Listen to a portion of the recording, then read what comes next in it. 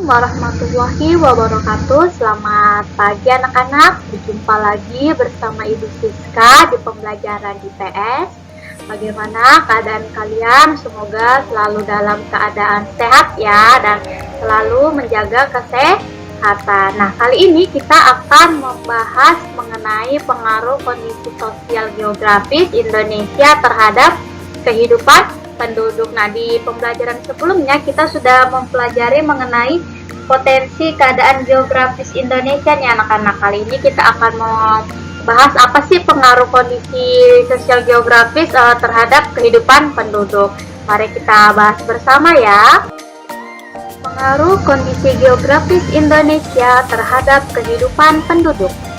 Kondisi geografis Indonesia membuat negara kita menjadi negara maritim sekaligus negara agraris. Nah, negara maritim di sini ialah negara di mana wilayah perairannya lebih luas daripada wilayah daratannya.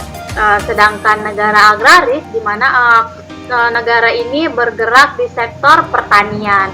Apa saja sih pengaruh-pengaruh yang ditimbulkan akibat kondisi geografis Indonesia ini terhadap kehidupan penduduk? Ayo kita pelajari bersama ya anak-anak.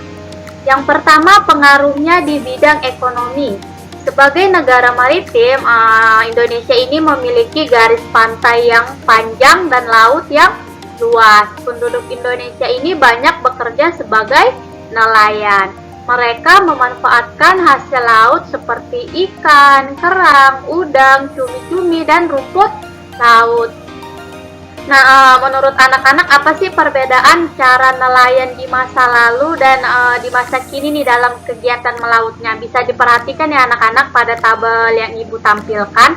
Nah, di sini ada dua tabel, nelayan pada masa lalu dan nelayan pada masa kini. Kalau di masa lalu biasanya nelayan dulu itu melaut di malam hari anak-anak. Terus mereka itu menangkap ikannya tuh hanya di dekat-dekat daerah pantai saja, tidak sampai ke tengah-tengah laut. Terus mereka masih menggunakan perahu layar dengan bantuan angin. Nah, dan mereka juga tidak memakai radar, beda dengan nelayan pada masa kini, di mana mereka itu bisa melaut kapan saja, bisa hingga sampai ke tengah laut, menggunakan kapal mesin dengan bahan bakar minyak, serta sudah memakai radar anak-anak. Jadi bisa dilihat ya perbedaan nelayan masa lalu dengan masa kini. Jadi dari tabel yang tadi Ibu tampilkan itu menjelaskan perkembangan dan kemajuan dalam cara nelayan menangkap ikan. Nah, untuk para petani nih, perkembangan dan kemajuan teknologinya mereka juga mengalami anak-anak. Bisa dilihat ya di tabel petani masa lalu dengan petani masa kini. Nah, di petani masa lalu mereka itu masih membajak sawah menggunakan hewan yang namanya kerbau. Terus menanam padinya mereka masih menggunakan tangan nih secara manual. Dan untuk menjemur padi mereka juga masih memanfaatkan sinar matahari. Terus untuk memanen padi mereka masih menggunakan alat bantu yang namanya arit.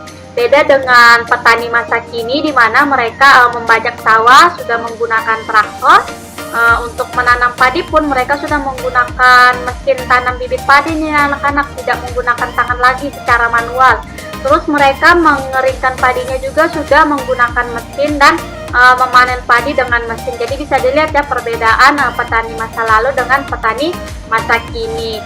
Adanya perkembangan dalam teknologi pelayaran dan pertanian ini memberikan pengaruh yang positif dan negatif nih anak-anak bagi kehidupan penduduk. Apa saja pengaruh positif dan negatifnya kita lihat bersama ya. Ya, beberapa pengaruh positif dan pengaruh negatif yang ditimbulkan. Untuk pengaruh positifnya, yang pertama itu waktu tanam menjadi lebih singkat. Yang kedua, kegiatan menanam padi dan menghasilkan beras menjadi lebih mudah dan cepat. Yang ketiga, menghemat waktu dan tenaga petani karena sudah banyak menggunakan mesin. Yang keempat, kegiatan melaut dapat dilakukan kapan saja, tidak hanya pada saat malam hari saja, tapi bisa kapan saja. Terus yang kelima, hasil tangkapan ikan lebih banyak. Dan yang keenam, lebih banyak nelayan dapat pergi melaut nih anak-anak. Terus selain dampak positifnya, ada juga nih dampak negatif yang ditimbulkan. Yang pertama, membutuhkan biaya yang besar untuk membeli mesin. Yang kedua, menimbulkan polusi udara nih anak-anak, karena kita ketahui sendiri mesin ini kan menggunakan bahan bakar minyak atau BBM. Terus yang ketiga, kebocoran BBM dari kapal ini bisa mencemari laut kita. Terus yang keempat, penangkapan ikan bisa terjadi secara berlebihan ini tanpa henti, bisa mengurangi populasi ikan yang ada di dasar laut. 2. Pengaruh di bidang sosial. Sebagai negara agraris atau negara yang bergerak di sektor pertanian, otomatis mata pencarian utama penduduk Indonesia adalah di bidang pertanian. Namun kini wilayah pertanian ini banyak yang berkurang nih anak-anak akibat pembangunan permukiman rumah warga dan pusat-pusat industri. Akibatnya penduduk ini lebih bekerja di bidang industri dan perdagangan daripada di bidang pertanian. Terus arus urbanisasi yang tinggi ini menyebabkan berkurangnya penduduk yang bekerja di bidang pertanian. Selain itu, kepadatan penduduk juga dipengaruhi oleh pertumbuhan penduduk. Nah, perubahan dalam kehidupan sosial penduduk ini yang memberikan dampak positif dan dampak negatif. Untuk dampak positifnya, yang pertama, jumlah tenaga kerja yang tersedia ini sangat banyak. Yang kedua, jenis mata pencarian penduduk ini beragam-ragam ya, bermacam-macam. Nah, pengaruh negatifnya ini, yang pertama, jumlah lapangan kerja ini lebih sedikit anak-anak daripada tenaga kerja. Akibatnya ini bisa terjadi banyaknya pengangguran. Terus yang kedua, persebaran penduduk yang tidak merata. Terus yang ketiga, urbanisasi yang menyebabkan munculnya permukiman liar dan kumuh. Jadi urbanisasi ini adalah perpindahan penduduk dari desa ke kota. Jadi di daerah-daerah perkotaan ini bakal banyak nih muncul permukiman liar yang kumuh. Terus yang keempat, kegiatan industri ini dapat menyebabkan polusi udara karena banyaknya pabrik-pabrik ya, otomatis ini akan menimbulkan polusi udara di sekitar pabrik-pabrik tersebut. Ketiga, pengaruh di bidang budaya. Kondisi wilayah Indonesia ini membawa pengaruh positif dan negatif dalam bidang budaya. Nah, untuk pengaruh positifnya ini, yang pertama, Indonesia memiliki keberagaman suku bangsa, budaya, dan agama. Nah, keberagaman suku di Indonesia ini memiliki banyak suku-suku yang berbeda ya anak-anak, bisa kita jumpai di setiap daerah ini suku-sukunya berbeda, seperti di Kalimantan seperti ada suku Banjar, Dayak, Kutai, dan sebagainya. Nah, pengaruh terhadap budaya ini dapat dilihat dalam pembuatan pakaian, adat daerahnya, terus alat musiknya dan senjata, serta cerita rakyat daerah dan kisah dalam tarian adat yang mencerminkan wilayah di daerah sekitarnya. Jadi untuk budaya-budayanya seperti alat musik, cerita dan kisah-kisah rakyat dalam bentuk tarian, biasanya ini dicerminkan sesuai daerahnya masing-masing. Jadi berkisahkan dari daerah asal dari budaya tersebut. Terus keberagaman agamanya, gimana kita ketahui Indonesia ini memiliki tidak hanya satu agama saja penganutnya, tetapi ada agama lainnya. Jadi keberagaman agama di sini, di mana Indonesia ini bebas memilih dan meyakini agama masing-masing. Terus yang kedua, menyaring sikap positif dari negara asing. Seperti misalnya contoh kita ketahui bahwa negara asing ini memiliki sikap dan sifat yang bekerja keras, kreativitas yang tinggi, terus mereka itu memiliki sifat tepat waktu dan inovatif. Jadi ini bisa kita saring nih, kita ambil sisi positifnya dari negara lain. Nah, untuk pengaruh negatifnya, yang pertama bisa menyebabkan penduduk Indonesia menjadi masyarakat yang individualis, yaitu mementingkan diri sendiri, terus bergaya hidup mewah dan berlebihan. Nah, yang ketiga bisa berpakaian tidak sopan nih, karena kita ketahui bahwa negara asing itu rata-rata pakaiannya dia lebih terbuka daripada budaya kita yang lebih tertutup.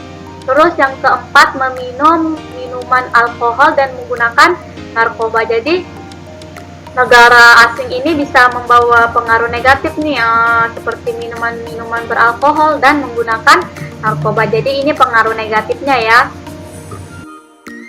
Keempat, pengaruh di bidang transportasi. Kita ketahui bahwa Indonesia ini merupakan negara kepulauan. Penduduknya ini tinggal di pulau-pulau yang berbeda seperti Pulau Jawa, Sumatera, Kalimantan, dan sebagainya. Kondisi ini membuat penduduk Indonesia ini membutuhkan yang namanya sarana transportasi yang bisa menghubungkan berbagai pulau, provinsi, dan kota yang ada di Indonesia. Jadi sarana transportasi ini dibangun untuk memudahkan perpindahan penduduk serta menyalurkan hasil-hasil pertanian dan perkebunan yang menjadi barang kebutuhan penduduk. Nah, oleh karena itu pemerintah ini membangun sarana transportasi di berbagai wilayah seperti sarana transportasi darat, laut, bahkan udara. Perkembangan sarana transportasi di Indonesia ini juga memiliki pengaruh positif dan negatifnya loh anak-anak. Contohnya seperti untuk pengaruh positif, yang pertama ini perpindahan orang ataupun barang ini menjadi lebih cepat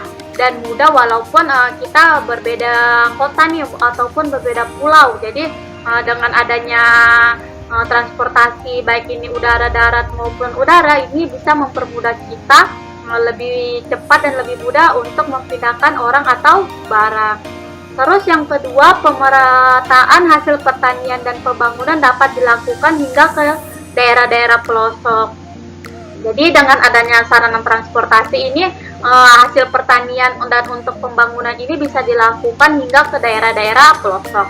Nah, untuk pengaruh negatifnya, yang pertama pembangunan jalan raya misalnya ini bisa mengurangi lahan hijau pepohonan karena kan otomatis pohon-pohon akan ditebang. Terus yang kedua, menyebabkan pencemaran udara dan suara karena akan semakin banyak kendaraan bermotor akibat pembangunan jalan raya dan jembatan.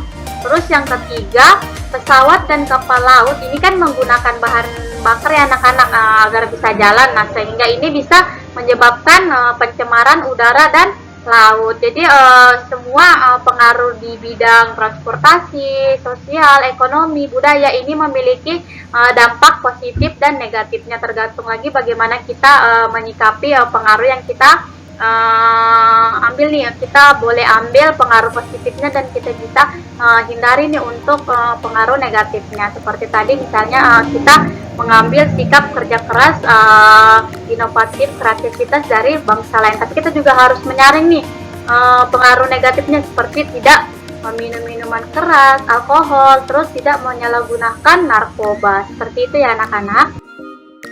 Yang terakhir, pengaruhnya ada di bidang komunikasi nih anak-anak. Indonesia memiliki bahasa persatuan, yaitu bahasa Indonesia yang digunakan penduduk antar daerah untuk berkomunikasi. Nah, bahasa Indonesia ini berfungsi sebagai menghindarkan kita dari kesalahpahaman dalam berkomunikasi. Nah, pengaruh positif dan negatif dari perkembangan teknologi komunikasi ini, untuk dampak positifnya, yang pertama dengan adanya telepon, SMS, video call, WhatsApp, email, dan sebagainya, penduduk antar pulau ini bisa berkomunikasi kapanpun dan dimanapun. Terus yang kedua, tidak ada lagi nih anak-anak batasan waktu dan ruang karena sudah bisa dipermudah dengan adanya alat komunikasi tersebut. Yang ketiga, komunikasi ini bisa dilakukan setiap saat tanpa harus bertemu secara langsung. Jadi dengan kita telepon atau misalnya kita video call, kita bisa melakukan komunikasi tanpa harus kita bertemu langsung dengan orang tersebut. Misalnya orang tersebut itu jauh di luar pulau, kita tinggal telepon atau video call, WhatsApp, kita sudah bisa berkomunikasi. Nah, untuk pengaruh negatifnya, yang pertama, komunikasi tatap muka itu atau tatap langsung menjadi berkurang karena adanya alat komunikasi tersebut. Nah, biasanya terkadang keberadaan telepon genggam ini menjauhkan yang dekat namun mendekatkan yang jauh. Bisa kita jumpai ya dalam kehidupan kita sehari-hari.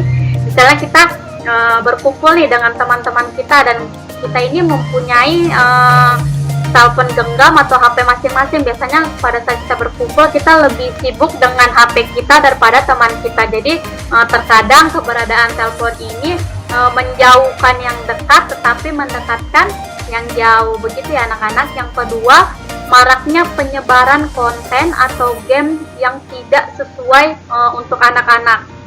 Jadi Di sini kita harus bijak menggunakan telepon kita, HP kita sebaik mungkin. Kalau bisa, bagi kalian yang masih bisa dibilang anak-anak, harus didampingi oleh orang tua kalian dalam memanfaatkan telepon genggam kalian. Terus yang ketiga, pengaruh negatifnya otomatis biaya komunikasi kalian menjadi lebih meningkat daripada sebelumnya. Nah, itu tadi penjelasan mengenai pengaruh kondisi geografis Indonesia terhadap kehidupan penduduk. Jadi pengaruhnya di sini bisa berdampak positif maupun negatif. Jadi kita harus bisa menyaring nih dampak negatif maupun positifnya. Kalau yang positifnya kita ambil, negatifnya kita hindari. Nah, oke anak-anak, itulah penyampaian dari Ibu. Semoga apa yang Ibu sampaikan bisa bermanfaat bagi kalian semua, bisa menambah wawasan kalian. Sampai bertemu di materi selanjutnya anak-anak hebat. Tetap jaga kesehatan ya. Ibu akhiri, wabillahi taufiq walhidayah. Wassalamualaikum warahmatullahi wabarakatuh. Dadah anak-anak.